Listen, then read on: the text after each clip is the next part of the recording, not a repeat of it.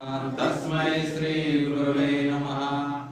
श्री चैतन्य मनोभीष्टं स्थापितं येन भूतले स्वयं रूपः कदा मह्यं ददाति स्वपदान्तिकं। नमो विष्णुपदाय कृष्णपृष्ठाय भूतले श्रीमते भक्तिवेदांत स्वामीति नामिने। नमस्ते सारस्वती देवे गौरवाणी प्रचारिणे निर्विशेषा शून्यवादी पाश्चात्य देशतारिणे। वाञ्छाकल्पतरुभ्यश्च कृपा सिन्धुभ्येव च पतितानां पावनेभ्यो वैष्णवेभ्यो नमो नमः। हे कृष्णा करुणा सिन्धो दीनबन्धो जगत्पते गोपेश गोपिका कांत राधा कांत नमोस्तुते। तप्त कांचन गौरांगी राधे वृंदावनेश्वरी वृषभानुसुते देवी प्रणमामि हरिप्रिये। जय श्री कृष्ण चैतन्य प्रभु नित्यानंद श्री अद्वैत गदाधर श्रीवासदि गौर भक्तवृंद। हरे कृष्णा कृष्णा कृष्णा हरे हरे, हरे राम राम राम हरे हरे। हरे कृष्णा कृष्णा कृष्णा हरे हरे, हरे राम राम राम हरे हरे। हरे कृष्णा कृष्णा कृष्णा हरे हरे, हरे राम राम राम हरे हरे। हरे कृष्ण। आपलं सर्वांचं स्वागत आहे आजच्या ह्या राजापूर इस्कॉनद्वारे आयोजित साप्ताहिक नित्य साप्ताहिक सत्संगामध्ये। तर काल आपण पाचल येथे खूप सुंदर असा संघ अनुभवला, कारण एवढे जेव्हा भक्त एकत्र येऊन कथा कीर्तनाचं आस्वादन घेतात तिथलं वातावरणच काय असतं, दिव्य असतं। तर तेच मी मागच्या प्रवचनात मी तुम्हाला सांगत होतो की ज्यावेळेला आम्ही यात्रेला जातो महाराजांबरोबर त्यावेळेला किती भक्त असतात, 5,000 ते 7,000 भक्त असतात। आणि ते सगळे मिनिमम क्वालिफिकेशन कंठीमाळा धारण करणे हे काय असतं, मिनिमम क्वालिफिकेशन म्हणजे सगळे धोती कुर्त्यामध्ये तिलक लावून सुंदर नाम जप करत असतात सगळे कंटिन्युअस। आणि त्यांच्या सानिध्यामध्ये धाम यात्रा करायची आणि त्यांच्या सानिध्यामध्ये आपल्याला भरपूर शिकायला मिळतं।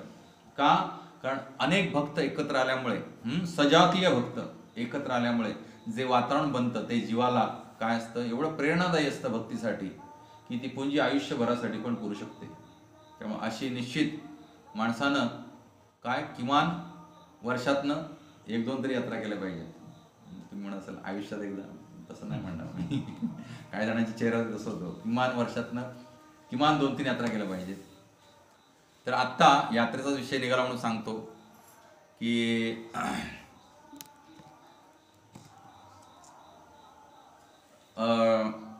श्रीमान मदन गोपालजींशी मी चर्चा केली होती की वर्षभर आपण पुढे यात्रेला गेलो नाही कोरोनामुळे, तर कुठेतरी यात्रा काढूया छोटीशी। तर उडपी यात्रा जी आपली कॅन्सल झाली होती तीच प्रभूजी म्हणतायत घ्यायची जानेवारीमध्ये 23, 24, 25, 26 तारीखला। 23 तारीखला शनिवार आहे, रविवार आहे, सोमवार आणि मंगळवारी सुट्टीच आहे 26 जानेवारीची। तर त्या यात्रेसाठी प्रभूजी प्लॅन करतायत, कसं काय ते फायनल आपल्याला 1-2 दिवसात कळवतील। आपण सर्वांनी त्या यात्रेला जायचं आहे। प्लस पंढरपूरवरून पण आमंत्रण आलेलं आहे आणि ती पण सुंदर यात्रा, ते म्हणतात लवकरच या प्रभूजी तुम्ही इकडे। तर त्या यात्रेला आपण जाऊया, कसं काय ते बघूया, भगवंतांना प्रार्थना करूया आपण, बरोबर नाही विठ्ठलाला। तर आज भगवद्गीतेतला एक श्लोक घेऊन सुरुवात करूया आपण, पण त्या अगोदरचा एक श्लोकाचा अर्थ मी तुम्हाला सांगतो, तो समजून घ्या आधी। भगवंत अर्जुनाला सांगता येते काय सांगतायत, तू माझा अतिशय प्रिय सखा असल्यामुळे मी तुला सर्व ज्ञानामधील अत्याधिक गुह्यतर असे परमश्रेष्ठ वचन सांगतो। भगवंत काय म्हणतात की तू माझा अत्यंत प्रिय सखा, आणि भगवंत प्रत्येकाचे काय आहेत, प्रिय सखा आहेत। कारण भगवंत काय, सुहृदम सर्व भूतानाम, सगळ्यांचे परम हितचिंतक कोण असतील तर ते कोण आहेत, भगवान श्रीकृष्ण. सुहृदम सर्वभूतानाम. सुहृद म्हणजे काय? परमहितचिंतक. तर असे परमहितचिंतक भगवंत आपल्याला सांगतायत प्रत्येकाला की तू माझा अतिशय प्रिय सखा असल्यामुळे मी तुला सर्व ज्ञानामधील अत्याधिक गुह्यतर असे परमश्रेष्ठ वचन सांगतोय. आता ते तू एक. सगळी भगवद्गीता सांगून झाली. आता काय सांगतात? अत्याधिक गुह्यतर. त्याच्यामधलं काय ते मी आता तुला सांगतोय, ते तू श्रवण कर. हे तुझ्या हितार्थ आहे म्हणून ते माझ्याकडून ऐक. काय सांगतात भगवंत? हे जीवाच्या खऱ्या कल्याणाचं गोष्ट आहे म्हणून भगवंत सांगतायत की हे तू माझ्याकडून ध्यानपूर्वक ऐक आणि त्यानुसार तू काय कर? आचरण कर. तर त्याच्या पुढचा जो श्लोक आहे तो श्लोक आहे, मी म्हणेन माझ्या मागून तुम्ही म्हणायचे. मन्मना भव मद्भक्तो मद्याजी माम नमस्कुरु मामे वैश्यसि सत्यम ते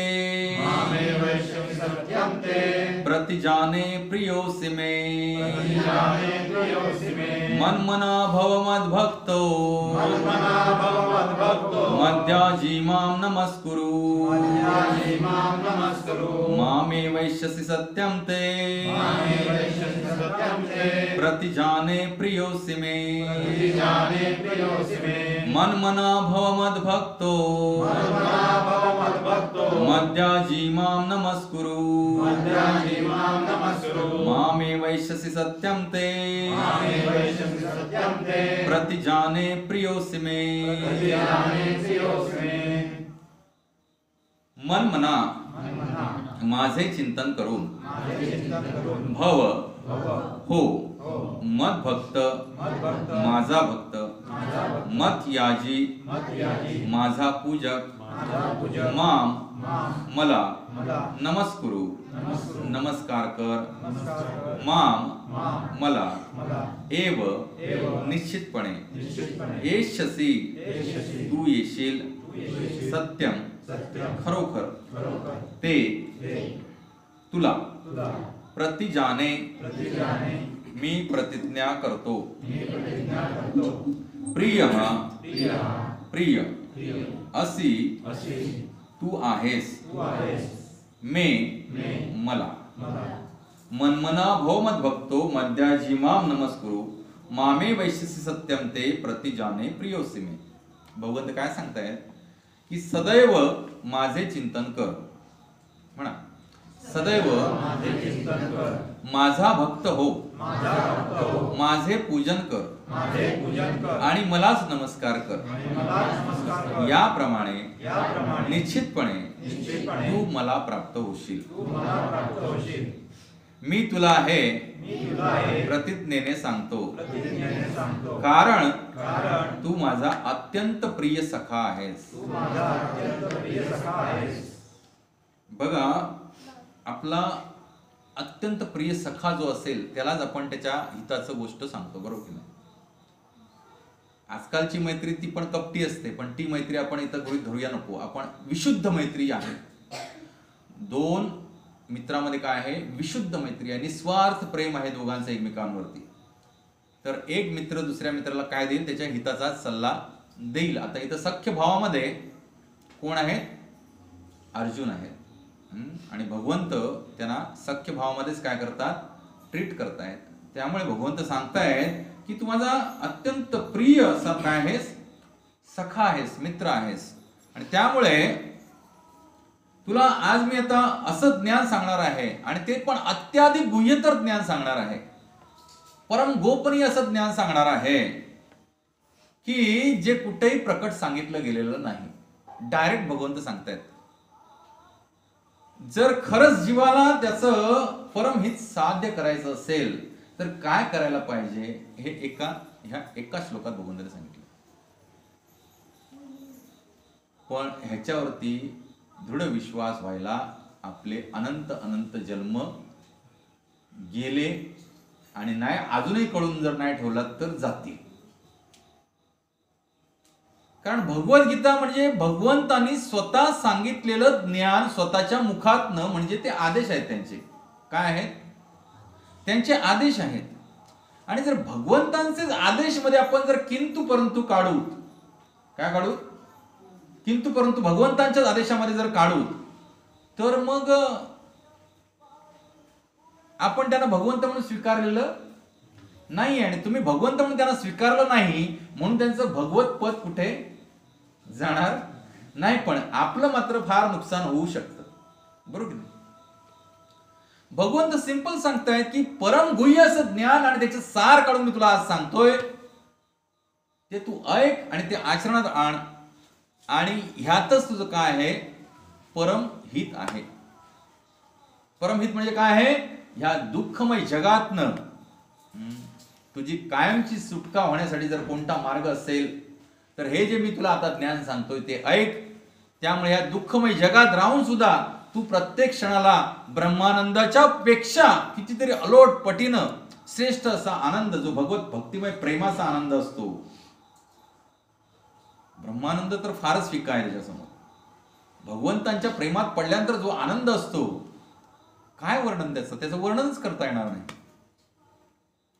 तुम्हाला सांगतो, ह्या भौतिक जगतामध्ये क्षुल्लक क्षणभंगूर युवक युवती एकमेकांच्या प्रेमात पडल्यानंतर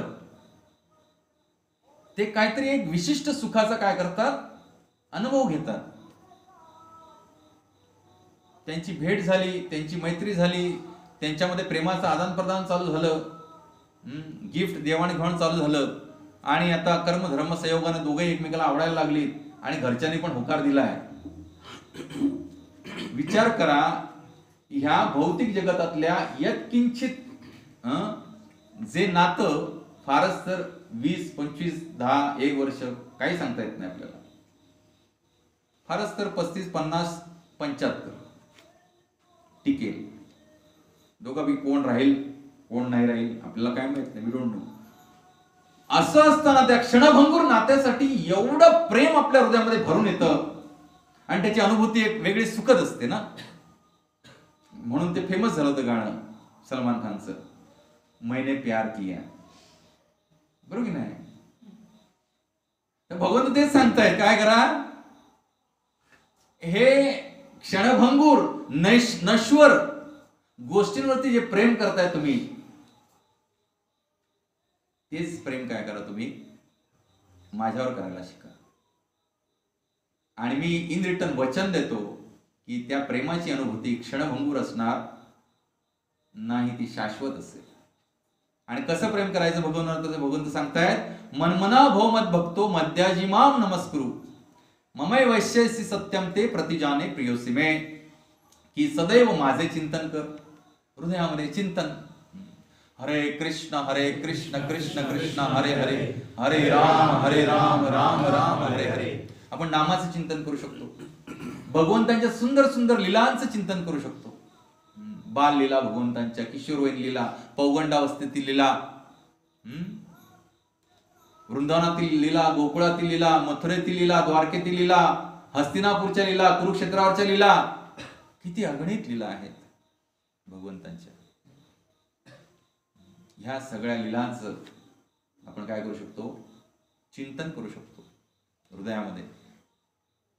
पुढे काय सांगतायत, माझा भक्त हो. माझा भक्त हो म्हणजे काय, तुझं सर्वस्व काय कर, मला अर्पण कर, बरोबर की नाही.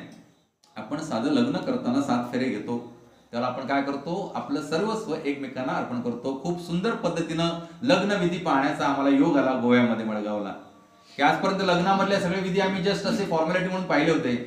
पण खरंच त्या दिवशी सचिसूत प्रभूजींनी प्रत्येक स्टेप आणि त्याच्या मागचा अर्थ मराठीमध्ये समजावून सांगितला. 7 फेरे घ्यायचं ते काय आहे, त्याचं यज्ञ करायचं, प्रत्येक आहुती द्यायचं, त्याचं काय महत्व आहे. खरंच वैदिक पद्धतीने कसं लग्न असावं हे आम्हाला योग आला शिवकुमार गणेश प्रभूंच्या आणि दीपाली मातांच्या त्या विवाह प्रसंगी.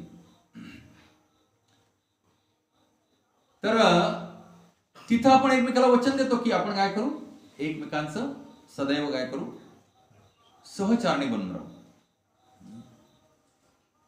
सदैव एकमेकांची साथ देऊ, सुख दुःखामध्ये काही परिस्थिती आली तरी. आणि खूप बऱ्याच गोष्टी होत्या, तो आजचा विषय नाहीये. तर भगवंत सांगतायत की हे जर आपण एका जीवात्म्याला आपण हे वचन देऊ शकतो, तर भगवंतांना का बरं देऊ नये? बरोबर की नाही? जीवात्मा एक यत्किंचित जीवात्मा ज्याने एक नश्वर शरीर धारण केलंय, अशा जीवात्म्याला जर आपण हे वचन देऊ शकतो की I will be for you always, तर मग भगवंतांना आपण का असं वचन देऊ नये की ज्यांनी आजपर्यंत आपल्याला जन्माला घातलं, आपल्याला वाढवलं, आपल्याला बुद्धी दिली, आपलं पालन पोषण करतायत, आपले सुहृद आहेत, हितचिंतक आहेत, तुमच्या मनातल्या ज्या ज्या इच्छा आहेत त्या पूर्ण करण्यासाठी तुम्हाला बुद्धी प्रदान करतायत, का बरं आपण त्यांना वचन देऊ नये की हे भगवंता मी तुमचा आहे, प्लीज माझा स्वीकार करा.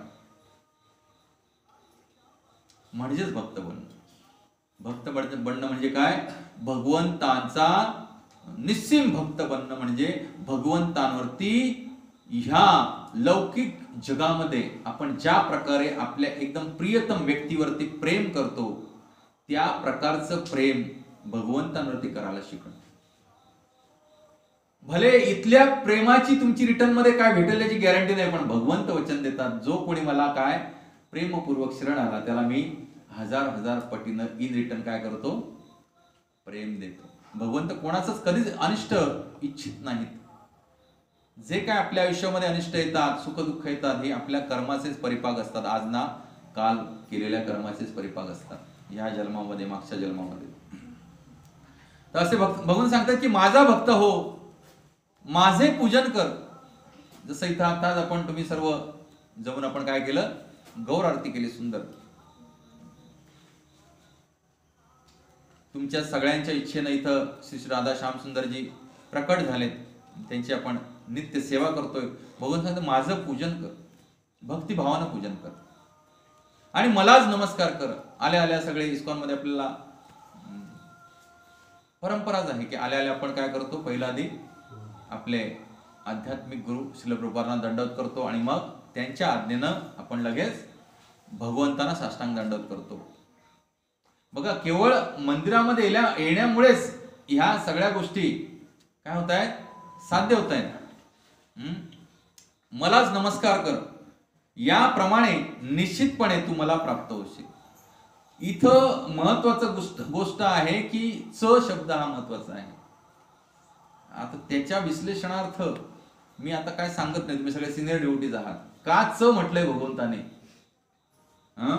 मनमना भव मत भक्तो, केवळ माझा भक्त बन, अनन्य भक्तिभावानं भजन कर माझं, असं का भगवंत म्हणतात हे तुम्हा सर्वांना माहिती आहे. कारण त्यांच्या समोर दुसरा कोणी नाही. आणि ज्यावेळेला आपण मुळाशी पाणी घालू त्यावेळेला आपोआप जे आहे झाड जे आहे ते काय होणार आहे? डेरेदार होणार आहे, फळ फुलांनी लगडणार आहे. पण आपण जर एक ते स्प्रे पंप घेतला छोटा आणि पानांना आणि असं फुलांना पाणी मारत राहिलं, मुळात पाणीच नाही घातलं तर काय होईल? ते झाड काय होईल? कालांतरानं सुकून जाईल. तर भगवंत सगळ्याचे आधी मूळ आहेत. ममय वांशो जीव लोके जीवभूत सनातना मनशस्ता इंद्रियाणी प्रकृतीस्थानी कर्षती. भगवंत सांगतात की सगळे जीव माझे अंश आहेत, मी त्यांचा अहम बीज प्रदाप पिता म्हणतात. भगवंत भगवद्गीतेत सांगतात काय? मी सर्व जीवांचा बीज प्रदान करणारा काय आहे? पिता आहे. आपण सगळे त्यांची लेकरं आहोत. आणि असे भगवंत सांगतायत की तू काय कर? केवळ मला शरण ये, माझा भक्त हो, मला नमस्कार कर, माझं पूजन कर आणि याप्रमाणे निश्चितपणे तू काय होशील? मला प्राप्त होशील. भगवंतांना प्राप्त व्हायचं म्हणजे काय? तुम्ही विचार पण करू शकणार नाही. भगवंतांना प्राप्त व्हायचं म्हणजे साक्षात भगवत धामात जाऊन भगवंतांबरोबर काय करायचं? विट्टी दांडू खेळायचं. विचार करा, सकाळी गोपबालकांना त्यांची आई गोपिका काय शिदोरी बांधून देते आणि सुंदर त्यांचा जसा जमेल तसा शृंगार करते. आणि म्हणजे सगळे गोपबालक रात्र जागेच असतात. कधी एकदा पहाट होईल, सूर्योदय कधी होईल आणि कधी आपण भगवान श्रीकृष्णांबरोबर कुठे जाऊ? यमुना तीरी जाऊ, गोवर्धनला जाऊ गाई चारायला. तर भगवंतांबरोबरच नित्यलीला प्रवेश जो आहे तो त्याचीच लालसा आपल्या सगळ्या आचार्यांना होती आणि त्याच्यासाठी त्याने आपलं सर्वस्व जसं भगवंत सांगतात तसं अर्पण केलं. तात्पर्यामध्ये श्रील प्रभुपाद सांगतायत की मनुष्याने श्रीकृष्णांचा शुद्ध भक्त झाले पाहिजे, सदैव त्यांचे चिंतन केले पाहिजे आणि त्यांच्याच प्रित्यर्थ कर्म केले पाहिजे. जे काय आपण कर्म करू, यत करोषि यदश्नासी यत जीवोसी ददासी यत तपस्यासी कौंतेय तत्पुरुष मदर्पणम. भगवान सांगतात यत करोशी, तू जे काय कर्म करशील, यत जिहोसी, तू जे काय अन्न ग्रहण करशील, यदश्नासी, जे काय अनुष्ठान करशील, होम हवन करशील, जे काय तप करशील, यत ददासी, जे काय दान करशील, ते काय कर, तू सगळं मला अर्पण कर आणि निश्चिंत हो, बिलकुल निश्चिंत हो. I will take care of everything, don't worry. पण तू जर स्वतःला समजलास की मीच माझ्या कर्माचा स्वामी आहे, तर मग फटके खायला पण तयार हो, बरोबर की नाही. बिझनेसमध्ये लॉस सगळ्यात जास्त कोणाला होतो? मालकाला होतो, बरोबर की नाही.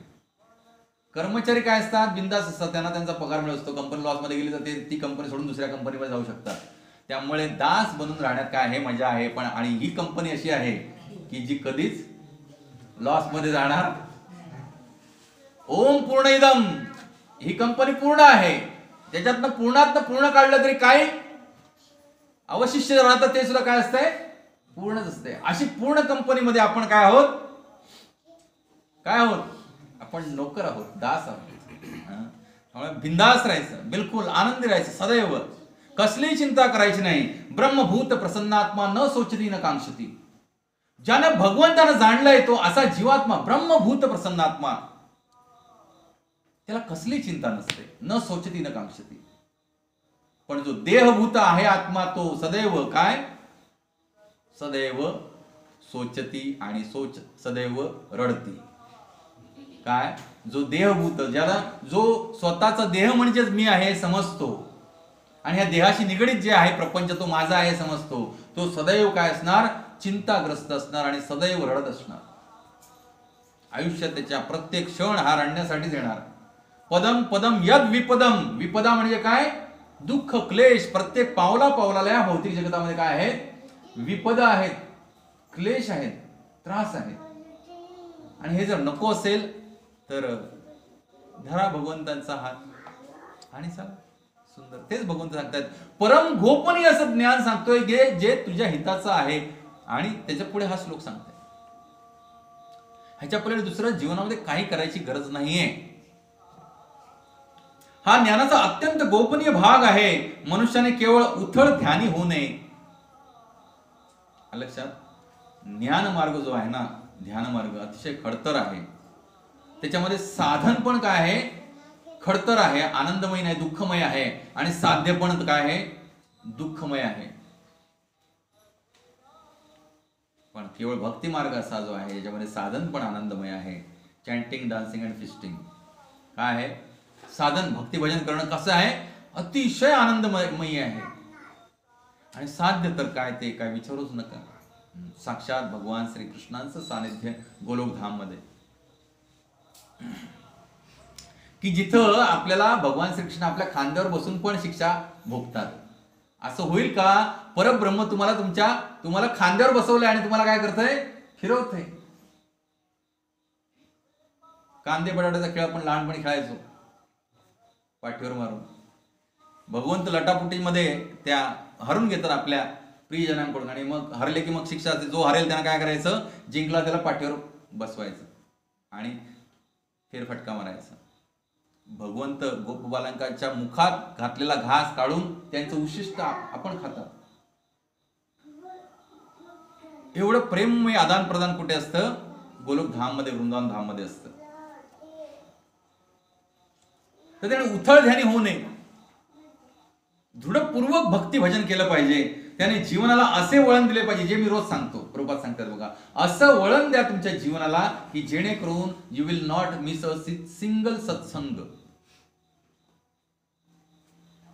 जीवनाला असं वळण दिलं पाहिजे जेणेकरून त्याला सदैव कृष्ण चिंतन करता यावे आणि सदैव अशा पद्धतीने सर्व दैनंदिन कार्य केले पाहिजे की त्या सर्व क्रिया श्रीकृष्णांशी संबंधित असाव्या.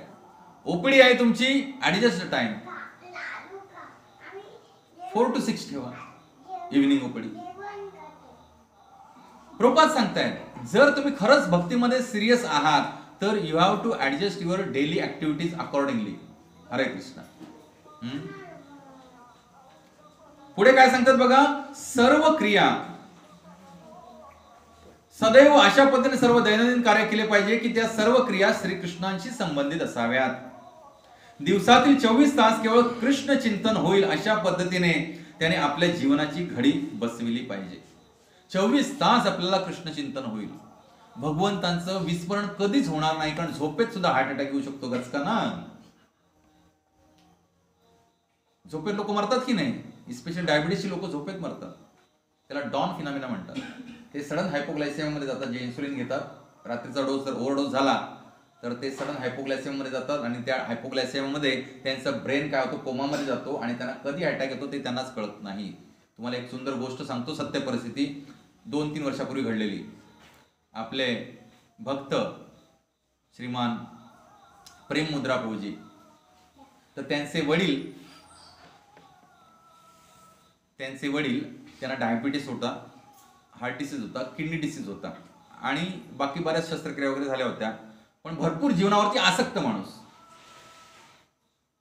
गडगंज श्रीमंती, कारण ते पूर्वीचे राजे, रत्नागिरीचे राजे शिर्के, त्यांचे वडील आमदार होते पहिले. तर त्यांनी पहाटे 4 वाजता कॅब ड्रायव्हर सांगितला होता आणि हेलिकॉप्टरनं ते मुंबईला जाणार होते चेकअपला, प्रायव्हेट हेलिकॉप्टरनं. आणि ते सगळं डोस बीस घेऊन झोपले. सत्य गोष्ट आहे. आणि पहाटे 4 वाजता यायचं म्हणून ड्रायव्हर फोन करतोय त्यांना, तर फोन उचलत नाहीत. म्हणून तो गाडी घेऊन घरी आला. म्हणाले, शिर्के प्रभूजी, बंटी, त्यांचं बंटी नाव म्हणतात रत्नागिरी, बंटी तुमच्या वडिलांना आज न्यायचं आहे, अपॉइंटमेंट झालेली आहे आणि ते फोन उचलत नाहीये. तयारी झाली का त्यांची? तर हे जाऊन बघतात तर दरवाजा लॉक, आतमधनं तोडला दरवाजा, आतमध्ये Haribol. So we don't know at what time and what moment we will have death. त्यामुळे म्हणून प्रभुपाद सांगतात, सगळे संत सांगतात, प्रभुपाद सांगतात, सगळे संत सांगतात, सगळे शास्त्र सांगतात की 24 तास आपल्याला काय करता आलं पाहिजे? कृष्ण चिंतन करता आलं पाहिजे. अशा पद्धतीने त्याने आपल्या जीवनाची घडी बसवली पाहिजे. भगवंत प्रतिज्ञेने या ठिकाणी सांगतात की जो कोणी अशा विशुद्ध कृष्ण भावनेमध्ये आहे तो निश्चितपणे कृष्ण लोकाची प्राप्ती करू शकेल. गॅरंटी देतात भगवंत. जो कोणी अशा पद्धतीने आपल्या जीवनाची घडी बसवेल तो निश्चितपणे ह्याच जन्माच्या अंती, आणखीन काय वाट बघायची गरज नाही, ह्याच जन्माच्या अंती कृष्ण लोकाची प्राप्ती करू शकेल. कृष्ण लोकामध्ये त्याला श्रीकृष्णांचे प्रत्यक्ष सानिध्य प्राप्त होते. जसं मी आता सांगत होतो तुम्हाला, प्रत्यक्ष सानिध्य प्राप्त होतं. आणि भगवंताने अर्जुनाला हे परम गुह्य ज्ञान सांगितले, कारण अर्जुन हा त्यांचा प्रिय सखा आहे. जो कोणी अर्जुनाच्या मार्गाचे अनुसरण करतो तो श्रीकृष्णांचा प्रिय सखा होऊ शकतो. हे केवळ अर्जुनासाठी नाही सांगितलंय. जो कोणी अर्जुनाच्या मार्गाचं अनुसरण करेल तो भगवंतांचा प्रिय सखा काय होऊ शकतो? बनू शकतो. आणि अर्जुनाप्रमाणेच त्यालाही पूर्णत्व प्राप्त होऊ शकते. हे शब्द ठामपणे दर्शवितात की मनुष्याने द्विभुज, वेणुधारी, श्याम सुंदर, केसांमध्ये मयूरपिच्छ धारण केलेल्या श्रीकृष्ण रूपावर ध्यान केंद्रित केले पाहिजे. श्रील प्रभुपाद की जय हो. त्यांच्याच कृपेनं आज जगभरामध्ये श्री श्री राधा श्याम सुंदरांचे विग्रह स्थापित झालेले, जसं शास्त्रामध्ये वर्णन आलेलं आहे. पुढे श्रीकृष्ण रूपाचे वर्णन ब्रह्मसंहिता तसेच इतर वैदिक शास्त्रामध्ये आढळते. मनुष्याने भगवंतांच्या श्रीकृष्ण या आदि रूपावरती मनाला एकाग्र करावे. द्विभुज, वेणुधारी, श्यामसुंदर रूप हेच भगवंतांचं काय आहे? आदि रूप आहे. आणि म्हणून मनुष्यानं ध्यान कोणावरती केंद्रित करावं? भगवंतांच्या या श्याम सुंदर द्विभुज वेणुधारी रूपावरती ध्यान केंद्रित करावं.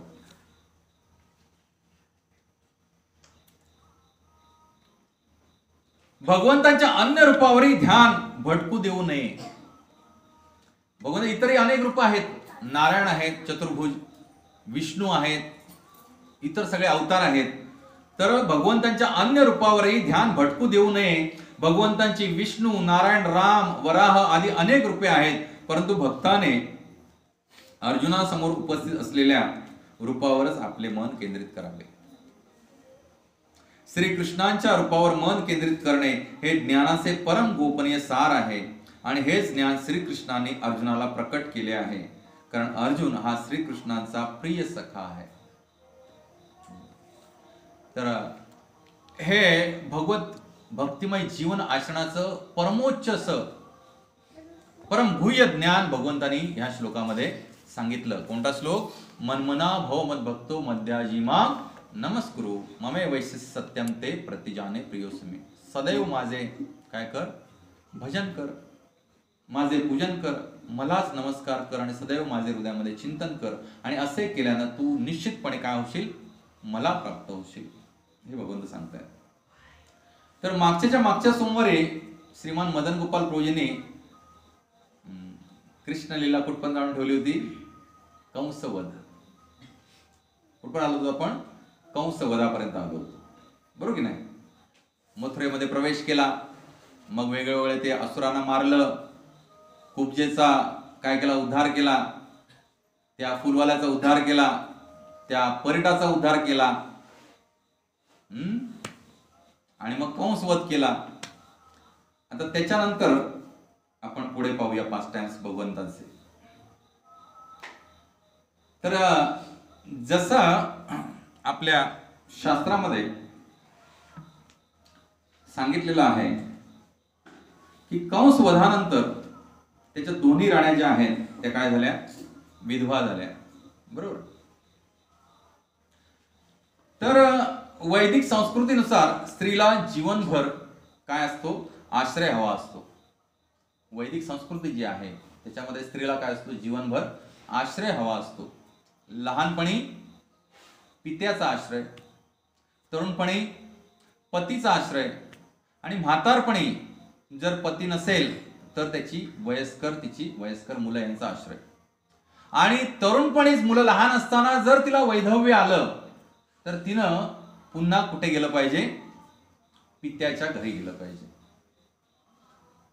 हे वैदिक शास्त्र सांगतं.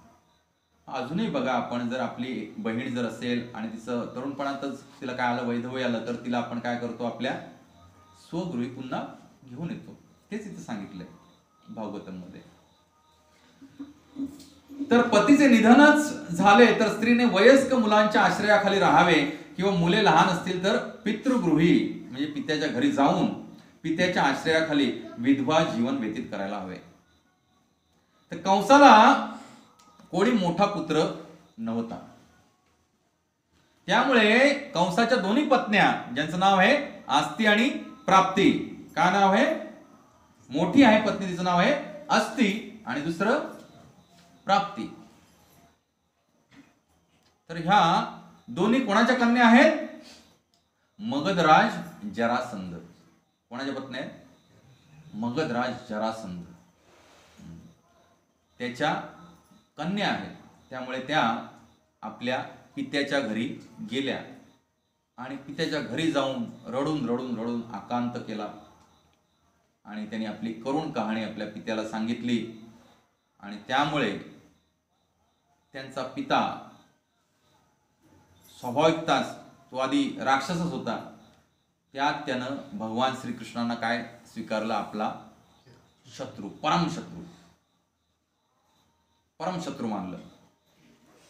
आणि त्यानं पण केला की हे जे कृष्ण आहेत ह्यांनी माझ्या जावयाला मारलं, म्हणून त्यांचा पूर्ण वंश जो आहे यदुवंश तुम्ही काय करणार?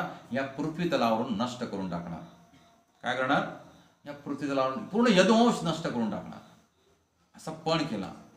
आणि मग त्यानं त्याचे जे मांडलिक राजे जे होते त्या सगळ्यांना मेसेज पाठवला आणि मोठं सैन्य जमा केलं. रथ, हत्ती, घोडे, पायदळ असं मोठी फौज बनवली. आणि भागवतामध्ये वर्णन आहे केवढी फौज बनवली? 13 औक्षेहिणी सैन्य गोळा केलं त्यानं. किती? 13 औक्षेणी सैन्य. महाभारत एवढं मोठं युद्ध झालं, त्या युद्धामध्ये 18 औक्षेणी सैन्य होतं. किती? एवढ्या मोठ्या युद्धामध्ये, जे जगातलं आजचं सगळ्यात मोठं युद्ध महाभारत, पण त्यापेक्षा कितीतरी मोठं युद्ध या जरासंधानं भगवान श्रीकृष्णांशी आरंभलं. त्यानं किती सैन्य गोळा केलं एकट्यानं? 13 औक्षणी सैन्य. आता एक औक्षणी सैन्यामध्ये काय काय असतं आपण पाहूया ढोबळ मनानं. एक औक्षणी सैन्यामध्ये साधारण 21,800 हत्ती असतात, त्याच्यावरती महारथी यार्ड असतात. 65,000 घोडे आणि 1,10,000च्या दरम्यान पायदळ असतं. म्हणजे जवळजवळ 2,00,000च्या दरम्यान सैन्य असतं एक औक्षणी सेनेमध्ये. तर 13 मध्ये किती होईल? साधारण 26 लाख सैन्य. विचार करा, 26 लाख सैन्य घेऊन जर कोणी राजापूरती आक्रमण केलं, राजापूरमध्ये आधी पहिलं पाणीच मिळणार नाही. 26 लाख सैन्य. आपल्या पंढरपूरच्या वारीला आषाढी कार्तिकीला मॅक्झिमम 6 ते 8 लाख लोक येतात. किती वारकरी? किती? 6 ते 8 लाख वारकरी येतात. आणि तेवढ्यानंच ते पंढरपूर आणि त्याच्या अवतीभोवतीचा सगळा परिसर जो आहे तो नुसता काळाच दिसतो, कारण वरचे केसच दिसतात, माणसं दिसतच नाहीत, आणि दिसल्या तर पताका दिसतात. विचार करा, 26 लक्ष, आणि त्याच्यामध्ये हत्ती आहेत परत, हजारो हत्ती, हजारो घोडे आणि लाखोंचं पायदळ, रथ तेवढेच. एवढं सैन्य घेऊन जरासंधानं काय केलं? मथुरा नगरीवरती चारी बाजूने वेढा दिला आणि भगवंत या भूतलावरती मानव सदृश लीला करतायत. त्याने कटाक्ष टाकला त्याच्या या सैन्यावरती. तर समुद्र कसा जर तो उफाळला तर किनारा काय करतो? गिळंकृत करून टाकतो.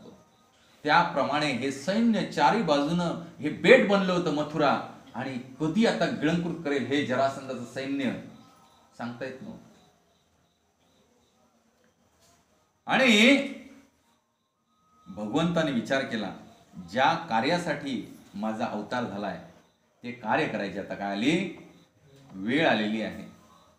भगवंताने काय विचार केलाय? ज्या कार्यासाठी माझा अवतार झाला ते कार्य करण्याची आता काय आलेली आहे? वेळ आलेली आहे. आणि त्यामुळे त्यांनी आपले ज्येष्ठ बंधू बलरामजींना सांगितले, हे दाऊजी चला, तुम्ही सज्ज आहात ना, चला जाऊया. तर ते अफाट सैन्य, ह्या अफाट सैन्याच्या सामोर जायला भगवंताने छोटस एक सैन्याची तुकडी घेतली, छोटीशी. आणि भगवंतांसाठी सुंदर असे 2 रथ आकाशातनं खाली उतरले. वर्णन आहे भागवतम मध्ये. भगवंत असा विचार करतात, चला आपल्याला आता या असुरांचा नाश करायचा. एकत्रितपणे मिळालेले आहेत सगळे, कुठं बोलवायला जायची पण गरज पडली नाही. पृथ्वीचा भाल हरका करायचा आहे, बरोबर की नाही? तर भगवंतांचे 2 दिव्य रथ काय आले? सारथी, अस्त्रे, ध्वज आणि इतर उपकरणांनी सुसज्ज असे 2 रथ अंतरिक्षातून खाली उतरले. त्यावर भगवंत म्हणाले, दादा तुम्ही आर्यश्रेष्ठ आहात, ब्रह्मांडापती आहात आणि विशेष करून यदुवंश पालक आहात. जरासंधाच्या सैन्यामुळे उपस्थित झालेले संकट पाहून संपूर्ण यदुवंश भयाकुल झालेला आहे. मथुरेतली लोक अतिशय भयाकुल झाली होती यदुवंशी, की आता एवढं अफाट सैन्य आले आणि हे तर 2 सुकुमार कोवळे बालक, आणि कसं काय आपलं संरक्षण होणार? म्हणून ते अतिशय व्याकुळ झालेत. आणि त्याच यांनी दोघांनी निर्णय घेतला की आम्ही फक्त दोघंच जाणार मथुरेच्या बाहेर युद्ध खेळायला. आणि भगवंत रथारूढ झाले आणि बाहेर पडले. आणि भगवंताने मथुरा नगरी बाहेर येऊन शंखनाद केला, त्यांचा पांचजन्य शंख. आणि तो शंखनाद एवढा अफाट आणि भयानक होता की शत्रुपक्ष जवळजवळ 26 ते 30 लाख शत्रुपक्ष होतं, तरी त्यांची सगळ्यांची हृदयाचं काय झालं? थरकाप उडाला. त्या शंखध्वनीने त्यांच्या हृदयाचा थरकाप उडाला. पण जरासंधाला श्रीकृष्ण आणि बलराम यांना पाहून काहीशी दया आली, कारण ते 16 वर्षीय 16 वर्षाचे सुकुमार बालक, एवढे सुंदर. कारण एका नात्यानं ते त्यांचे नातू पण लागत होते. कोण? कृष्ण बलराम कोण लागत होते? जरासंधाचे नातू लागत होते. कारण कंस हा मामा होता.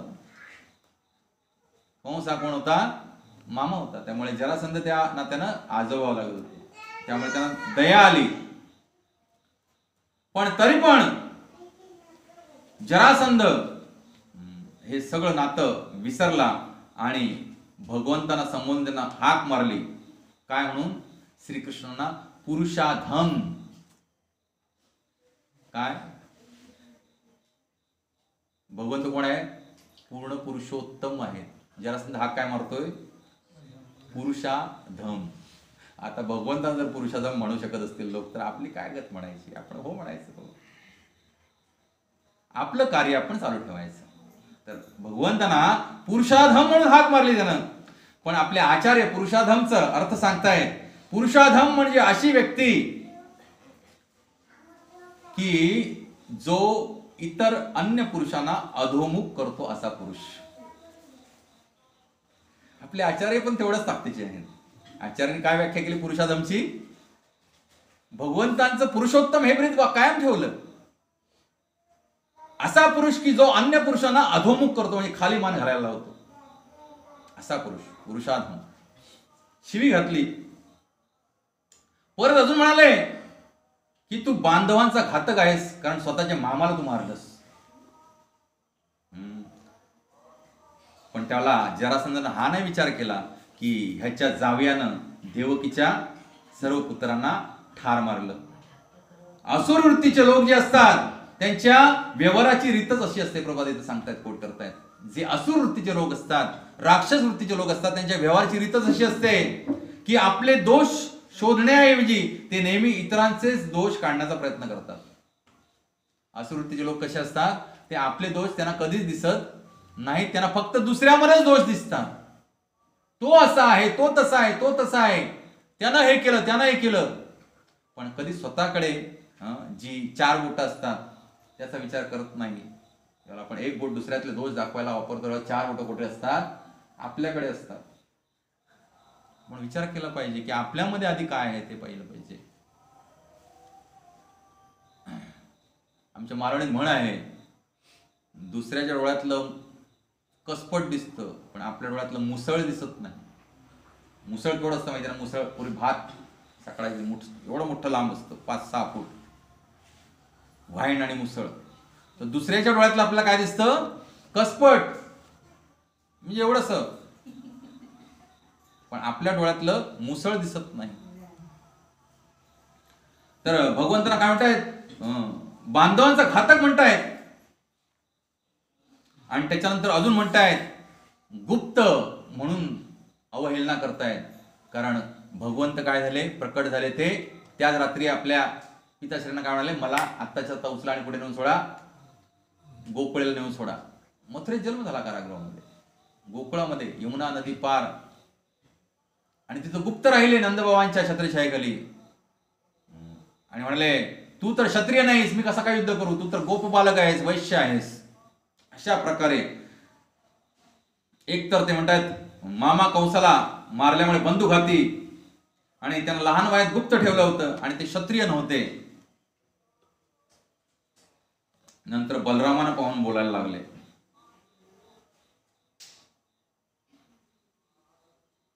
तर म्हणतायत बलराम, इच्छा असेल तर त्याला बरोबर घेऊन तू माझ्याशी लढू शकतोस.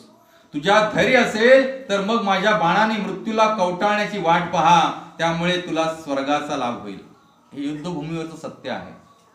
जो कोणी युद्धभूमीवरती न घाबरता, पाठ न फिरवता मृत्यूला कवटाळतो त्याला काय प्राप्त होतं? स्वर्ग प्राप्ती होते. आणि त्याच युद्धामध्ये जर तो जिंकला तर तो सम्राट राजवैभव अनुभवतो. त्यामुळे युद्धभूमीवरती काही झालं तरी जीवाचं कल्याणच होतं. म्हणून सांगतात स्वर्गप्राप्ती होईल तुला. तर हे बाष्कळ बडबड जरासंधाची ऐकून भगवान श्रीकृष्ण त्याला म्हणाले तुझ्या वल्गना खूप झाल्या, आता तुझी बडबड बंद कर. ज्याला मृत्यूची आणि हरण्याची भीती असते ना तोच असा काय करतो? बडबड करतो. तुझ्यात खरंच जर हिंमत असेल, जरासंध महाभयानक तेजस्वी असा योद्धा होता, त्याला हरवणारा कोणी नव्हता. म्हणजे जन्माची कथा फार मोठी आहे, ती आज सांगत नाही मी, तुम्हाला बऱ्याच जणांना माहिती असेल. त्याला मृत्यू असाच नव्हता, त्याला युक्ती करून भगवंतांना मारावं लागलं भीमा करवी. तू खराच जर शौर्यवान असेल तर काय कर, माझ्याशी 2 हात कर. आणि त्याबरोबर भगवंतानी आपलं शार्ंग नावक धनुष्य हातात घेतलं आणि ते धनुष्य हातात घेऊन चहूबाजूने 13 अक्षणी सैन्य आणि भगवंतानी अशा चपळाईनं बाणांचा वर्षाव चालू केला. हरे कृष्णा. अशा प्रकारे बाणांचा वर्षाव चालू केला की इथं वर्णन आहे, सगळं सैन्य, हत्ती, घोडे, कोण लढतायत? दोघच लढतायत. 13 अक्षणी सैन्यावर कोण लढतायत? दोघच लढतायत. सुंदर वर्णन आहे. तर त्या सैन्यातील हत्ती, घोडे, पायदळ सैन्य वेगानं मारले जाऊ लागले आणि आता जवळजवळ सर्व पायदळ सैन्य अवयव रहित होऊन रणात मृत्युमुखी पडले. सगळे अवयव छाटून टाकले भगवंतांनी सगळ्यांचे. आणि कित्येक सहस्त्र हत्ती व घोडे मारले गेले आणि त्यांचे रक्त नदीच्या धारेप्रमाणे वाहू लागले. नदी वाहू लागली. कशाची? रुधिरानं भरलेली, रक्तानं भरलेली नदी वाहू लागली. आणि त्या धारेमध्ये सैनिकांचे कापले गेलेले हात सर्पाप्रमाणे दिसत होते. सर्प वाहून जातात ना, महापूर येतो त्यावेळेला नदीतनं. तुम्ही गावात कधी अनुभवला असेल, तुम्हाला माहित असेल, मी पाहिलेलं आहे. धडा वेगळी झालेली मस्तके कासवाप्रमाणे वाटत होती. मुंडकी धडा वेगळी झालेली कशासारखी वाटत होती? तरंगत्यात कासवासारखी त्या पाण्यामध्ये. आणि त्या ठिकाणी पडलेले हत्तींची धडे नदीतील लहान लहान बेटांप्रमाणे वाटत होती. कोणती नदी? रक्ताची नदी. मेलेले घोडे महामत्स्यांसारखे वाटत होते. पायदळ सैनिकांचे हातपाय समुद्री वनस्पतींसारखे तरंगत होते, तर त्यांची धनुष्ये लाटांसारखी भासत होती. सैनिक आणि सेनापती यांच्या अंगावरील अलंकार जणू नदीतील वाळूचे खडेच वाटत होते. भगवंतांच्या इच्छेनं सर्व प्रपंचाने युक्त अशी रक्ताची नदीच तेथे वाहत होती. बस, वन मॅन शो. त्याला भगवंत म्हणतात. भगवंत उगाच कोणाला म्हटलं जात नाही. वन मॅन शो संपलं. ज्याला रामलीला भगवंत करत होते त्याला पंचवटीमध्ये, जनस्थानमध्ये 14,000 राक्षसांनी आक्रमण केलं त्यांच्यावरती. तेव्हा प्रभू श्रीरामचंद्राने सांगितलं की लक्ष्मण तू सीतेची काळजी घे, आय विल टेक केअर. प्रभू श्रीरामचंद्राने त्या महाभयानक मायावी 14,000 राक्षसांना एकट्यानं 2 तासात खतम करून टाकलं आणि एक घामाचा थेंब पण आला नाही त्यांच्या मस्तकी. हे भगवंत. कोणी भगवंत नाही बनू शकत. अनेक अगाध लीला आहेत, सुंदर सुंदर लीला आहेत. अशा प्रकारे बलरामजीने सुद्धा आपल्या गदेनं काय केलं? धीरपणे युद्ध करून सगळ्यांना नायनाट करून टाकला. आणि तिथे मथुरेच्या अवतीभोवती रुधिर सरितेत पूर आला. रुधिर सरिता म्हणजे नदी. कसली नदी वाहू लागली? रक्ताची नदी वाहू लागली. कारण भगवंत हेच कार्य करण्यासाठी आले होते. श्री भगवान केवळ आपल्या इच्छेने सृष्टीची रचना, पालन आणि संहार करतात. म्हणून युद्धात प्रचंड विनाश करून असे भयंकर दृश्य निर्माण करणे त्यांच्यासाठी काय अवघड नाही. चुटकीसरशी ते काय करू शकतात? सृजन करू शकतात, पालन पण करू शकतात आणि संहार पण करू शकतात अनावश्यक गोष्टींचा. तसं हे पृथ्वीवरती ह्या असुरांचा भार वाढला होता. त्यामुळे भगवंताने काय केलं? चुटकीसरशी 13 अक्षणी सैन्याचा खात्मा केला. आणि आता बलरामजीने काय केलं? जरासंध उरला आणि त्याचे काही मोजके राजे. तर बलरामजीने त्यांना काय केलं? कैद केलं आणि त्यांना वारुण पाशानं बांधून श्रीकृष्णांसमोर घेऊन आले. तर भगवान श्रीकृष्ण म्हणाले, हे दाऊजी, हे सोडा जरासंधाला, जाऊ दे त्याला. काय म्हणाले? सोडा जरासंधाला, जाऊ दे. जरासंध एवढा खजील झाला, कारण क्षत्रियासाठी युद्धामध्ये हार पत्करणं आणि त्यापेक्षा ज्या शत्रुयानं काय केलंय? आपला निपात केलाय, त्या शत्रूकडून जर अशा प्रकारची वागणूक मिळाली, एक वेळ तो मृत्यूला कवटाळेल. पण हे फार मोठा अपमान होता. जाने दो उसको. एवढा अघोरी म्हणजे जीवाशी लागलं त्यांच्या. पण त्याने त्याच वेळा ठरवलं, आता मी माझं काय करणार? सगळं राजवैभव, राज्य सोडून देणार. आणि माझी लायकी नाहीये. 2 छोट्याशा सुकुमार बालकांनी मला युद्धामध्ये 13 अक्षणी सैन्य घेऊन हरवलं. माझी लायकी नाही, पात्रता नाहीये. मी आता संन्यास घेणार आणि काय करणार? वनामध्ये जाऊन तपश्चर्या करणार. असा विचार करतो वाटायला लागला. तर त्याच्या अवतीभोवतीचे जे राजे होते, त्याचे मांडलिक खुशमस्करे. ते म्हणतायत, हे जरासंध, तुम्ही फार मोठे सम्राट आहात, आज दैवयोग तुमच्या बाजूने नव्हता, नाही तर तुम्ही एवढे अफाट शक्तिशाली आहात, तुम्ही कशाला अवघात चिंता करताय, हे संन्यास घ्यायची वगैरे गोष्ट करताय. आपण पुन्हा एकदा सैन्य गोळा करू. काय करू? आपण पुन्हा एकदा, आम्ही सगळे तुमच्या बरोबर आहे. असे ना असुरांची पण कम्युनिटी असते. ते पाप कर्म करायला सुद्धा एकत्र येतात. याने ठरवलं तसं, मग जरासंध तसा राक्षस असतो, त्याला पण स्फुरण आलं, कसं काय मला ह्या दोघांनी पराभूत केला, आज निश्चितच माझे स्टार चांगले नसतील, बरोबर की नाही. युद्धामध्ये हरलो, आज मी माझे स्टार चांगले असतील, पुन्हा आपण प्रयत्न करूया. मग त्यानं काय केलं, पुन्हा 13 औक्षणी सैन्य जमवलं आणि पुन्हा मथुरेवर चाल केली. आणि पुन्हा भगवंतांनी तसंच काय रुधिर सरिता निर्माण केली आणि असं त्यांना 17 वेळा आक्रमण केलं. किती वेळा? अरे भगवंताचं आयतच झालं होतं. भगवंत आले तर काय, विनाशायचे दुष्कृतम, एका ठिकाणी बसल्या बसल्या 13 औक्षणी इंटू 17 एवढ्या असुरांचा नायनाट भगवंताने केवळ एकट्या मथुरेमध्ये बसून करून टाकला. तो घेऊन यायचा, हे संपून टाकायचे, तो घेऊन यायचा, संपून टाकायचे, काही टेन्शन नव्हतं. पृथ्वीचा भार एकदम हलका झाला. क्रेडिट जरासंधाला दिलं पाहिजे ना. भगवानचं काम सोपं केलं त्यानं. आणि मग अजून एक लीला घडली याच्यामध्ये. तर फार पूर्वी पुराणामध्ये ही कथा आहे. तर फार पूर्वी ह्या यदुवंशातील राजांनी, गर्ग मुनी हे त्यांचे काय आहेत, गुरु आहेत, कुलगुरु. गर्ग मुनींवरती त्यांच्याच पुतण्यानं एक व्यंग केलं होतं आणि त्या व्यंगावरती हे यदुवंशातील राजे फिदी फिदी हसले. त्याबरोबर गुरूंचा अपमान झाला आणि त्याच वेळा त्यांना श्राप दिला की यदुवंशीय सदैव कसे राहतील, भीतीमध्ये ग्रस्त राहतील. कसे राहतील?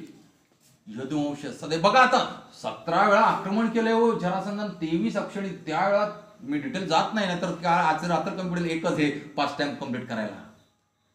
एवढा थरका पडायचा मथुरेतल्या लोकांचा, यदुवंशांचा, की आता काय होईल आपलं. हा श्राप कोणी दिला होता? गर्ग मुनीने दिला होता. कारण गुरूंचा अपराध, त्यामुळे गुरूंचा अपराध कधीही करू नये. इंद्रदेवाना पण गुरूंचा अपराध केला होता. काय झालं त्याचं? मानस सरोवरामध्ये कमळाच्या देठामध्ये लपून बसावं लागलं होतं कित्येक कल्प, स्वर्गलोक सोडून. त्याची कथा मी सांगितली होती 1-2 वर्षापूर्वी. सांगितली होती ना? सांगू परत. भगवंताच्या कथा नित्य नूतन असतात, त्यामुळे नियमित येत चला. भगवंताच्या कथा अफाट आहेत. भगवंत स्वतः वर्णन करतात ह्याच भागवतमच्या ह्याच्या 2ऱ्या अध्यायामध्ये.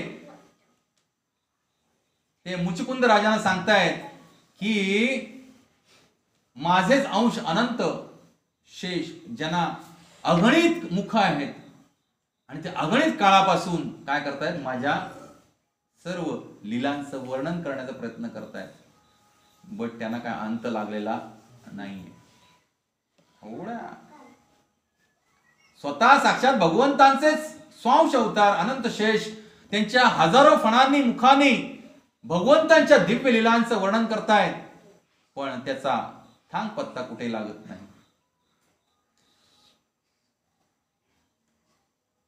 प्रभुपाद ह्याच्यामध्ये पुढे तात्पर्य देतात की ह्या पृथ्वी तलावरचे सगळे शास्त्रज्ञ मिळून ह्या पृथ्वी तलावरील सगळे अणुरेणू एक वेळ मोजू शकतील.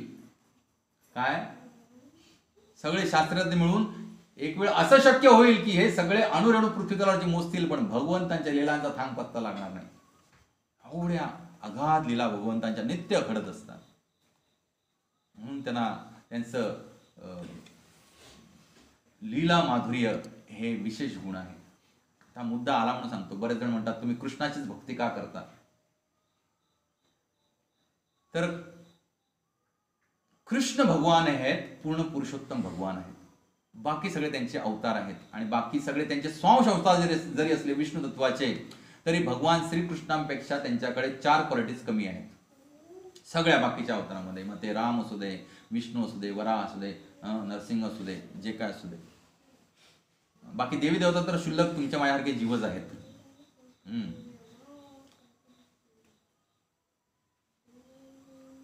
तर विष्णू तत्व हे 96% आहे. किती? 96%. ज्याच्यामध्ये बाकीचे सगळे अवतार येतात. राम अवतार, कल्की अवतार, बुद्ध अवतार, जे काय अगणित अवतार आहेत. आपल्याला थोडेफार माहिती आहेत दशावतार.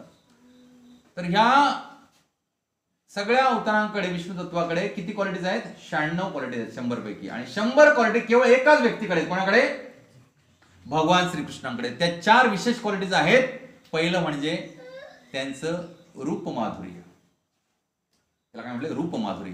भगवान श्रीकृष्ण एवढे सुंदर आहेत, एवढे आकर्षक आहेत की प्रत्येक जीव त्यांच्या प्रेमात पडतो. प्रत्येक जीव. त्याला काय म्हणतात? भगवंतांचा विशेष गुण कोणता आहे? रूपमाधुरी. दुसरा भगवंतांचा विशेष गुण आहे तो लीला माधुरी.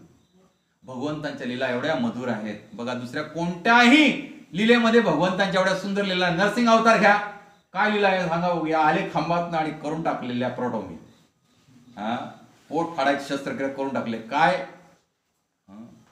आणि त्यानंतर एवढा क्रोध झाला की त्यांची साक्षात पत्नी घाबरायला लागली त्यांच्या समोर जायला. म्हणतात ब्रह्मदेव म्हणतात, लक्ष्मी देवी तुम्ही तरी जाऊन समजावा तुमच्या नवऱ्याला. एवढा भयानक क्रोध आता त्यांना आलाय, तो आवरायचा कोणी? सगळ्या नाश करून टाकतील. लक्ष्मी देवी म्हणते, नाही रे बाबा, मी नाही जाणार. आजपर्यंत माझ्या पतिराजाचं असलं रूप मी कधी आयुष्यात बघितलं नाही, मी जाणार नाही. वरा अवतार, हिरण्याक्षला मारले आणि सोंडेवरती पृथ्वी त्या सागराच्या तळातनं बाहेर काढले. झाली संपलेली. राम अवतार मध्ये एकही बाललीला नाहीये. पूर्ण रामायण वाचा तुम्हाला. राम अवतार मध्ये एकही भगवंतांची बाललीला नाहीये. आणि भगवान श्रीकृष्णाने एवढ्या सुंदर बाललीला केलेल्या आहेत, त्याची वर्णन गाऊन गाऊन गाऊन साधू संत आपलं जीवन व्यतीत करतात. आपल्या महाराष्ट्रामध्ये असे एक सुंदर संत होऊन गेले. कोण? संत एकनाथ. आणि त्यांचं विशेष प्रेम होतं राधाकृष्ण ह्या तत्वावरती. आणि त्यांनी एवढ्या सुंदर सुंदर गवळणी लिहिल्या आहेत. तुम्ही कधीतरी गणपतीमध्ये आमच्या गावी चला. रात्री 12 वाजता आम्ही भजनामध्ये गवळण लावतो. गवळण लावायचं टायमिंग आहे. आम्ही भजनाला सुरुवात करतो संध्याकाळी 5 वाजता आणि दुसऱ्या पहाटे 6 वाजेपर्यंत भजन चालतं. 5 दिवस कंटिन्यू असं असतं गणपतीमध्ये. पण गवळण जी आहे ती कधी गायली जाते? रात्री 12 वाजता. कारण भगवंताचा जन्म होतो त्यावेळेला. उत्सव गणपतीचा. पण अभंग सगळे सुरुवात कुठून होते? जय जय राम कृष्ण हरी, हा पहिला. दुसरा, सुंदर ते ध्यान उभे विठेवरी. तिसरा अभंग, रूप पाहता लोचनी. कोणाचं गुणगाण आहे हो? कोणाचं गुणगाण आहे सांगा? गणपती देवाचं आहे. सगळं काय आहे ते भगवान श्रीकृष्णांचं, श्रीरामांचं गुणगान आहे. का असू नये? का असू नये? काल मी त्या प्रवचनामध्ये सांगितलं भागवत म्हणून साधार सांगितलं आणि त्या सगळ्या लोकांना पटलं. काय नवाच्या मनसेंद्रिय वा बुद्ध्यात्मनामा प्रकृती स्वभावात करोमी यज्ञम सकलम परस्मै नारायणा इति समर्पयामि. जे काय तुम्ही काय करता, यज्ञ, पूजा, अनुष्ठान, ते कोणाला अर्पण करतो आपण? भगवान श्री नारायणाला. आणि ते नारायणांना अर्पण करण्याची विधी कशी आहे? त्याच्या पुढे काय येतं खालील नोटांमध्ये? हरे राम राम राम हरे हरे, हरे कृष्ण कृष्ण कृष्ण हरे हरे म्हणतो ना आपण. ही विधी आहे. भगवान नारायणांना कुठचंही कार्य अर्पण करायची विधी काय आहे? त्यांच्या नामांचा जय जयकार करायचा. आता कोणतरी म्हणेल तिथं हरे राम तुम्ही हरे कृष्ण सांगता. भगवंतांचं नाव हे कधीही अवीट गोड आहे. एका लाडवासारखं आहे. लाडू पूर्व दिशेनं खावा, पश्चिम दिशेनं खावा, उत्तर दिशेनं खावा, दक्षिण दिशेनं खावा, अष्ट दिशेने खावा, वर्ण खावा, खालनं खावा, गोडच लागणार ना. काय लागणार? अरे त्या वाल्या कोळ्याला राम म्हणता येत नव्हतं. काय म्हणता? मरा म्हणवता. तर त्याचा उद्धार होऊन तो वाल्मिकी ऋषी झाला, ब्रह्मऋषी झाला. आणि आपल्याला ऑब्जेक्शन, इस्कॉनवाले हरे कृष्ण पहिलं म्हणतात. अरे तुम्हाला म्हणायचंच नाही देवाचं नाव म्हणून तुमच्या हृदयात ऑब्जेक्शन. याच्यावरती सुंदर प्रवचन एक दिलेलं आहे मी आजपासून 6 वर्षापूर्वी. का हरे कृष्णा सुरुवातीला आलं लक्षात? कारण हरे राम हा जो मंत्र आहे हा केवळ ब्राह्मणाने उच्चारायचा मंत्र होता. आणि पूर्वीच्या काळी आपण सगळे शूद्र आहोत. आपल्याला कोणालाही भगवंतांचा हा मंत्र म्हणायची सुविधा नव्हती. आणि ज्यावेळेला चैतन्य महाप्रभू यांची आपण आता गौर आरती केली संध्याकाळी, चैतन्य महाप्रभू 500 वर्षापूर्वी प्रकट झाले, त्यावेळेला ते कलिकाले नामरूपे कृष्ण अवतार हा युग धर्म प्रस्थापित करण्यासाठी प्रकट झाले होते. आणि त्यावेळेला त्यांनी काय केलं, हे हरे राम मंत्राचा जयघोष जोरात चालू केला. त्यावेळेला तिथल्या तथाकथित ब्राह्मणांनी, कर्मठ ब्राह्मणांनी ऑब्जेक्शन घेतलं. हा वेदोक्त मंत्र आहे, तुम्ही सामान्यांना शूद्रांना कसा काय देताय? चैतन्य महाप्रभू तर साक्षात भगवान श्रीकृष्ण, राधाकृष्ण नाही अन्य. जय श्रीकृष्ण चैतन्य, राधाकृष्ण नाही अन्य, त्यांच्याकडे सगळे अधिकार आहेत. त्यांनी काय केला, हा तुमचा वेदातला मंत्र आहे ना, ठीक आहे, आय विल ट्विस्ट दॅट मंत्र. आता काय ऑब्जेक्शन आहे तुम्हाला?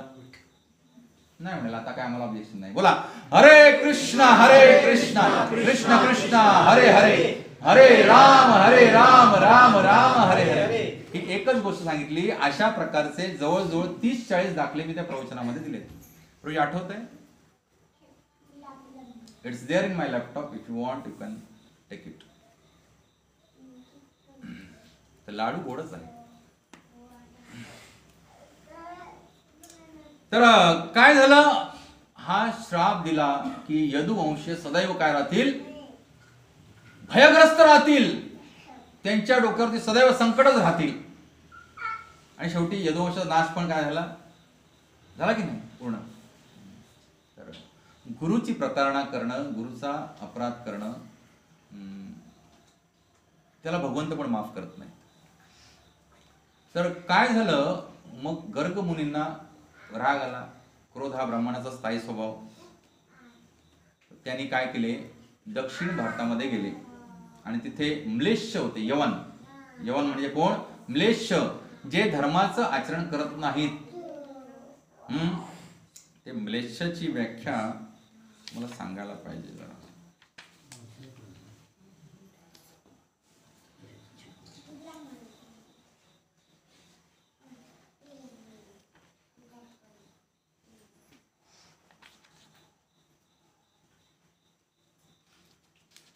तर म्लेच्छ म्हणजे असुर, की जो पूर्णपणे धर्माच्या विरुद्ध जाऊन कार्य करतो.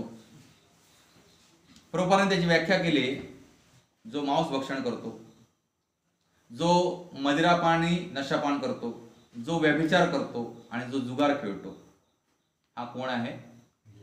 म्लेच्छ आहे. हा कोण आहे? म्लेच्छ. आता ते पटकन मला सापडणार नाही, तर मला मी एक्झॅक्ट वाचून दाखवलं असतं. हा हे बघा आलंय इथे. वैदिक संस्कृतीत ब्राह्मण, क्षत्रिय, वैश्य हे व श्रमिक वर्ग सुद्धा विधी विधानांचे पालन करतात. वैदिक संस्कृती जी आहे त्याच्यामध्ये ब्राह्मण, क्षत्रिय, वैश्य आणि श्रमिक म्हणजे शूद्र वर्ग सुद्धा विधी विधानांचे पालन करतात. जे लोक या नियमांचे जीवनात आचरण करीत नाहीत त्यांना म्लेच्छ असे संबोधले जाते. विधी विधानं आहेत ही. कोणाही प्राण्याचं हत्या करून मांस खाऊ नये, जुगार खेळू नये, वेश्यागमन करू नये. वैदिक समाजाची रचनाच अशी आखलेली असते की शूद्र सुद्धा शुद्धीकरण विधीने संस्कारक्षम होऊन सांस्कृतिक उत्कर्ष करीत ब्राह्मणाच्या स्तरापर्यंत उन्नती करत असत. सो नोबडी इज बॉर्न ब्राह्मणा अँड नोबडी इज बॉर्न शूद्रा. हे भगवंताने निर्माण केलेली वर्णाश्रम पद्धती आहे. चातुर्वर्ण्यम मया सृष्टम गुणकर्म विभाग अशा भगवद्गीतेत भगवंत सांगतात. हे जे आजकालचं तथाकथित जे जातीपाती धर्मद्वेष आहे ना, हे भगवंताने निर्माण नाही केलंय, हे कलियुगाचं प्रोडक्शन आहे. धर्मभ्रष्ट लोकांनी हे बनवलेलं आहे, कारण ते स्वतःच म्लेच्छ झालेत. भगवंत काय सांगतात इथे की वैदिक समाजाची रचना जशी असते की शूद्र सुद्धा शुद्धीकरण विधीने संस्कारक्षम होऊन सांस्कृतिक उत्कर्ष करीत ब्राह्मणाच्या स्तरापर्यंत उन्नती करत असत. उदाहरण मी देतो. आत्ताच सांगितलं वाल्या कोळी, शूद्राती शूद्र, शूद्राच्या पेक्षा पण खालचा, निषाद म्हणतात त्यांना, वनचर. दुसरं उदाहरण व्यासदेव, ज्यांनी हे सगळे वेद रचले. महाभारत लिहिलं, भगवद्गीता आपल्याला सांगितली, 18 पुराण लिहिली, 108 उपनिषद लिहिली, उपपुराण लिहिली. हे सुद्धा शूद्रपुत्र आहेत. सत्यवती त्यांची आई, तिच्यापासून ते उत्पन्न झाले होते, ते पण तिच्या लग्नाच्या पूर्वी. तर एक एक कथा खूप सुंदर सुमधुर आहेत,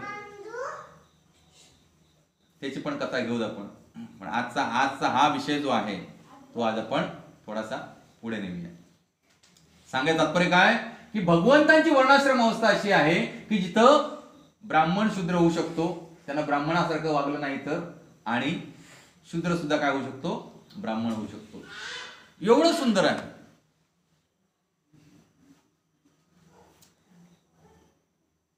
शूद्र सुद्धा शुद्धीकरण विधीने संस्कारक्षम होऊन सांस्कृतिक उत्कर्ष करीत ब्राह्मणाच्या स्तरापर्यंत उन्नती करीत असत. वैदिक धर्मग्रंथानुसार कोणीही जन्माने ब्राह्मण अथवा म्लेच्छ होत नाही. हे वैदिक ज्ञान आहे.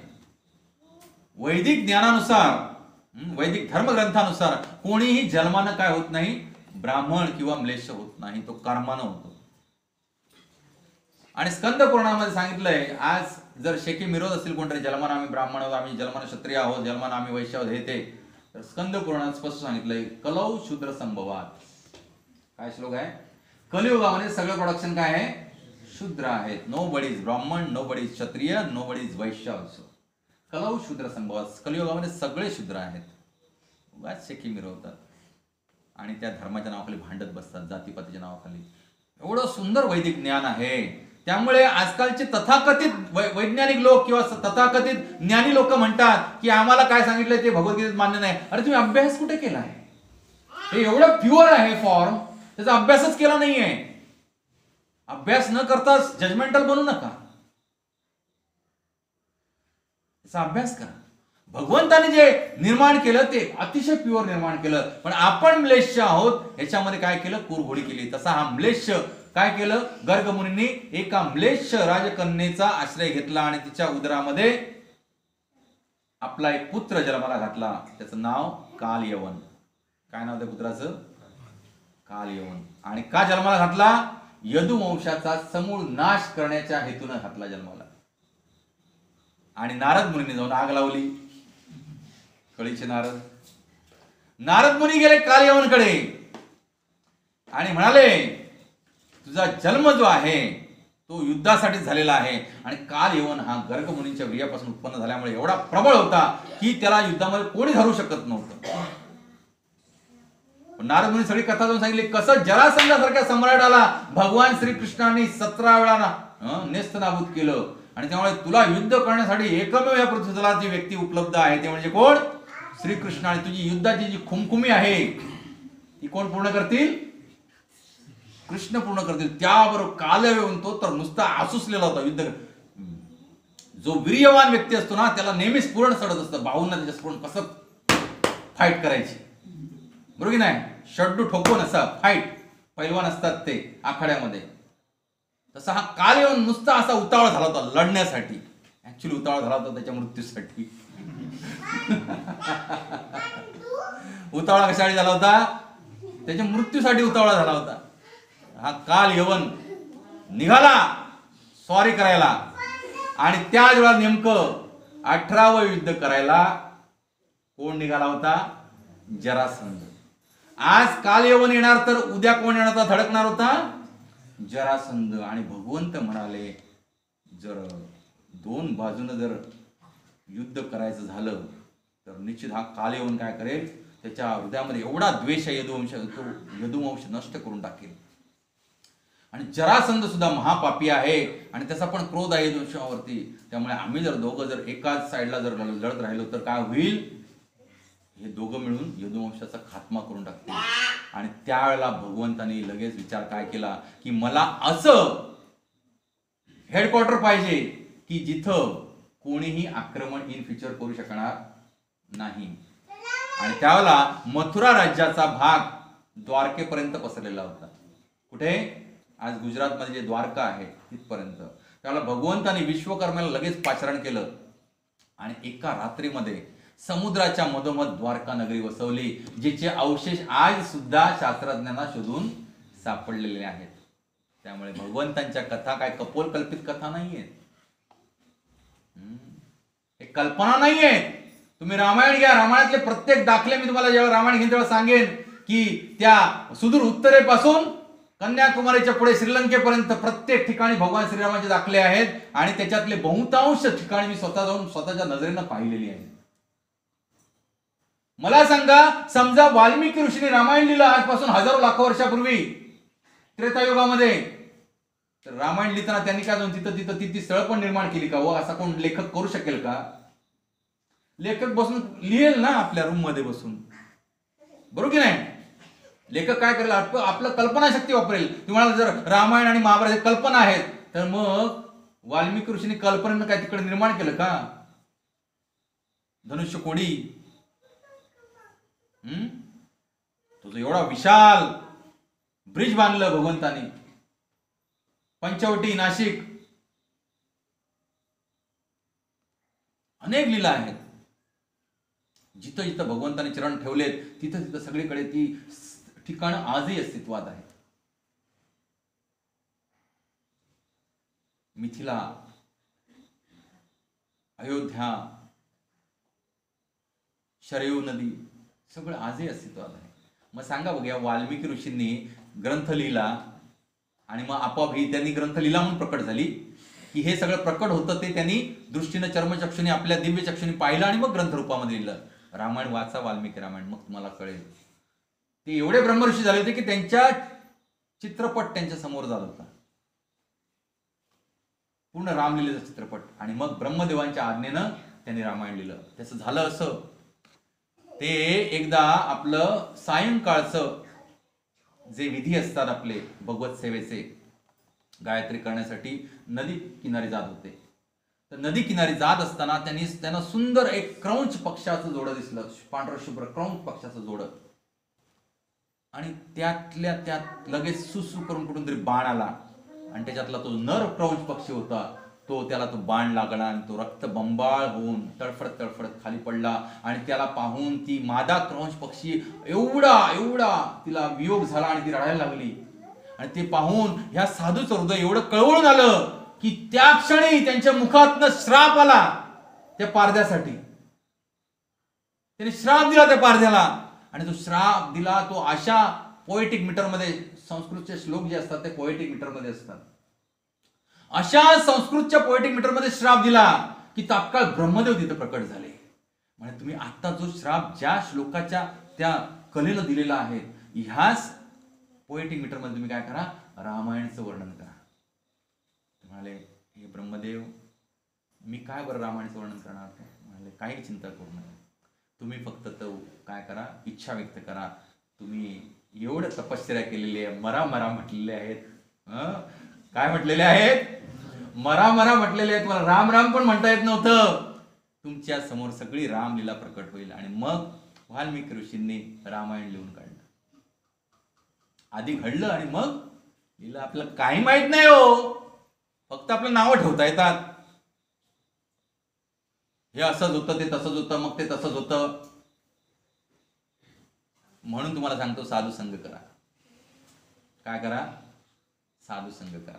या साधू संघाची महती सुद्धा ह्या आख्यानामध्ये येणार आहे. क्षणमात्र साधू संघ. तर मग भगवंताने विश्वकर्माला बोलवलं आणि रातोरात 96 चौरस मैलाचं नगर वसवलं. कुठे? अरबी समुद्रामध्ये. किती? 96 चौरस मैल एवढा अफाट नगरी. आणि त्याच्यामध्ये अनेक हजारो प्रसाद, कारण त्यांच्या राण्यात होत्या 16,108. प्रत्येक राणीला सप्तमजली रत्नजडित महाल,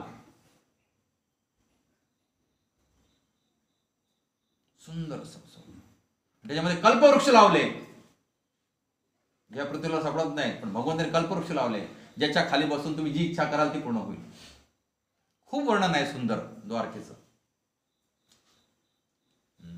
आणि मग आता सगळ्या यदुवंशांना भगवंतानी काय केलं? शिफ्ट केलं. कुठे? द्वारकेमध्ये. आणि बलरामजींना सांगितलं, तुम्ही यदुवंश पालक, आता तर तुम्ही द्वारकेत राहून काय करा, ह्यांचं रक्षण करा, मी चाललो. बघतो आता कसं काय ते कालयवनचं करायचं ते. आणि भगवंत आले मथुरेच्या वेशी बाहेर, आणि कालयवन तिथं पूर्ण सैन्यानिशी ताकदीनिशी उपस्थित होता. आणि तो बघतोय तर हे कृष्ण होय, हे काय माझ्यावर लढणार, हे तर सुकुमार कोळ बालक. पण तत्क्षणी त्याला भगवान चतुर्भुज रूपामध्ये दर्शन झालं, नारायण रूपामध्ये अत्यंत तेजस्वी भगवान श्रीकृष्णांचं. आणि आता भगवंत त्याच्या दिशेने चालू लागले आणि ह्याला स्फुरण चढलं, आता मी युद्ध करणार, मला युद्ध करण्यासाठी आज कोणतरी असा मिळालाय प्रबळ तगडा दावेदार. भगवंत आले, चालतात चालतात चालतात चालतात आले, कालयवनला भगवंताने क्रॉस केलं आणि पुढे जायला लागले. कालयवनचा रथ मागे पडला, भगवंत पुढे, अरे मला तर यांचे युद्ध खेळायचं नाही, हे व्यक्ती असं काय मला सोडून पुढे कसं काय चाललंय. म्हणून कालयवन त्यांच्या मागणं निघाला, ह्यांना कसंही गाठणार मी आणि काय करणार, यांच्याबरोबर युद्ध खेळणार जोरदार. कारण मी ऐकलंय यांच्यासारखा कोण युद्ध इथं उपस्थित नाही आता त्रैलोक्यामध्ये, मला युद्ध करणार. त्यामुळे कालयवन त्यांच्या मागून चालू लागलं. तर भगवंत घनघोर अरण्यात शिरले.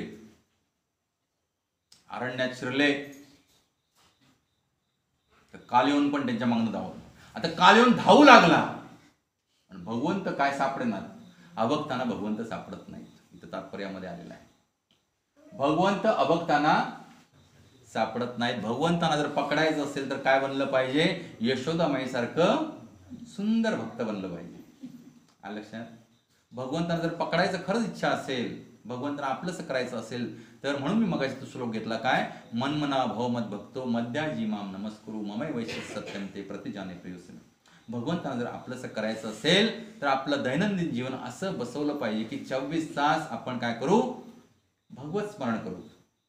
हरे कृष्ण कृष्ण कृष्ण हरे हरे, हरे राम राम राम हरे हरे. तर भगवंत काय सापडेनात. आणि बघता बघता भगवंत त्या जंगलातल्या एका दाट गुहेमध्ये प्रवेश केले. तर कालयवन म्हणाला, मला घाबरून पळायला वाटतं, हाच काय तो कृष्ण. ह्याला कृष्ण कृष्ण म्हणून सगळे एवढे गोडवे गातात. नारद मुनी मला येऊन सांगितलं, हा पळपुटा निघाला, त्याला आता युद्ध करायला म्हणून हा पण घुसला. कालयवन गुहेमध्ये घुसला.